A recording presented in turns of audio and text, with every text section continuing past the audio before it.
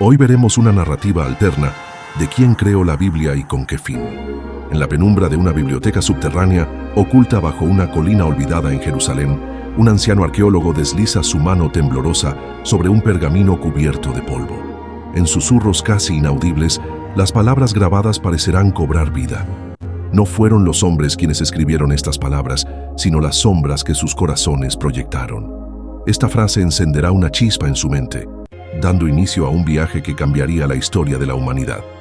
Para comprender quién creó la Biblia y con qué propósito, es esencial desmontar la narrativa tradicional. Durante siglos, se afirmó que los textos fueron obra de figuras divinamente inspiradas. Pero a finales del siglo XIX, el pensamiento crítico comenzó a rasgar el velo de esta creencia. En universidades de Europa y América, eruditos empezaron a plantear preguntas incómodas.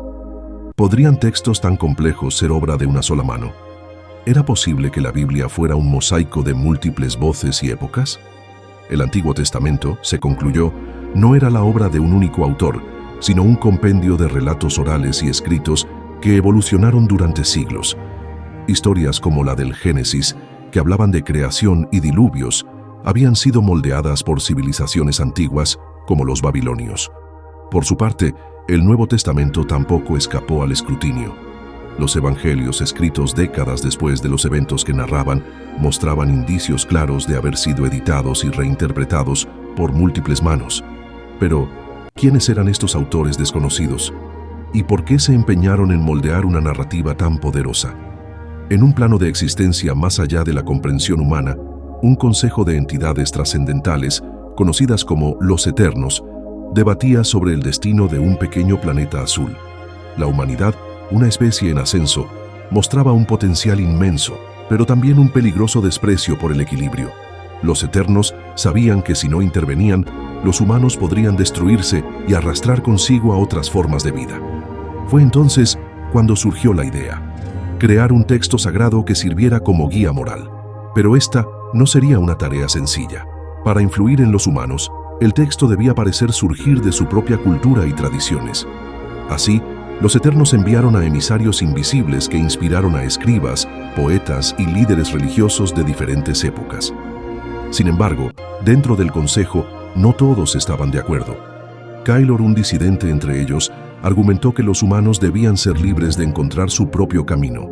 La creación de un texto sagrado, decía, sería una forma de manipulación y un obstáculo para su verdadera iluminación. En la tierra, los primeros textos comenzaron a tomar forma. En el antiguo reino de Israel, escribas y sacerdotes, guiados por sus propias agendas y visiones, plasmaron relatos que mezclaban historia, mitología y moralidad. Estas historias no surgieron de la nada, sino que fueron tomadas de tradiciones orales mucho más antiguas y adaptadas para reflejar los valores de sus tiempos. El Génesis, por ejemplo, no es una narración original.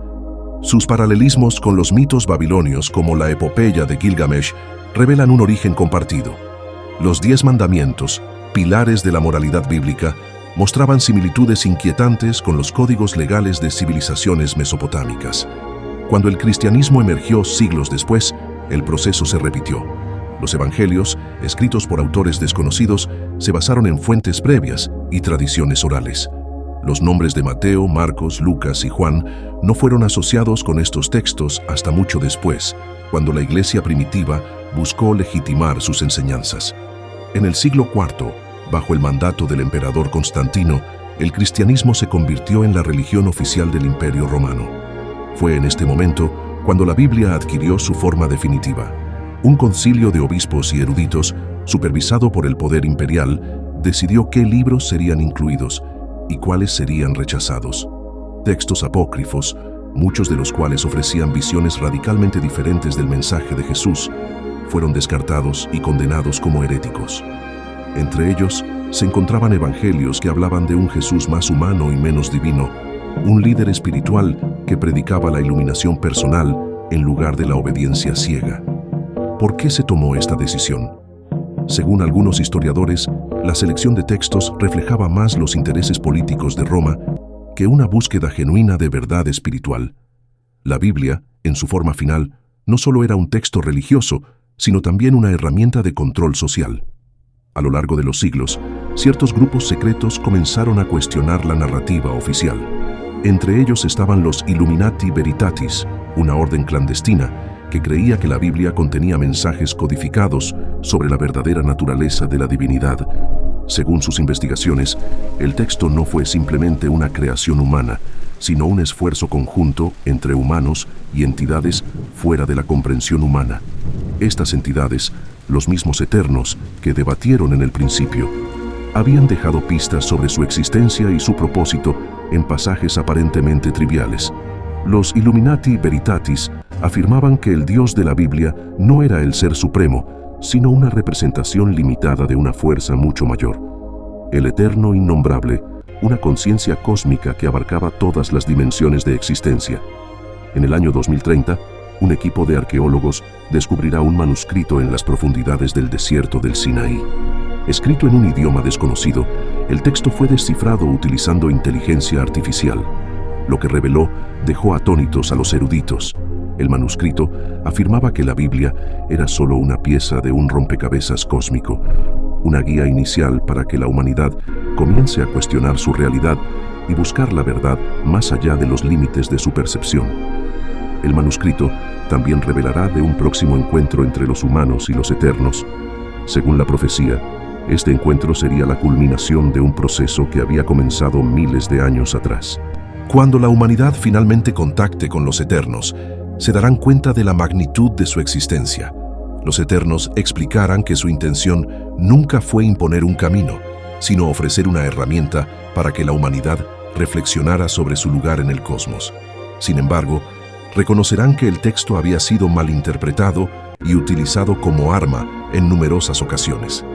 El verdadero Dios, el creador del universo, no busca adoración ni obediencia. Su único deseo es que cada ser viviente alcance su máximo potencial, aprendiendo a amar, crear y trascender sus limitaciones. Con esta revelación, la humanidad comenzará a escribir una nueva historia, una en la que la fe y la razón coexistían en armonía.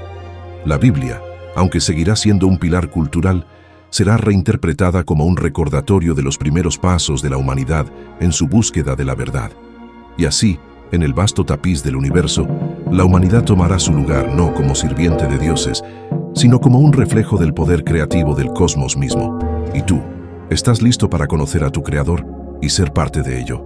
Déjenos saber en los comentarios.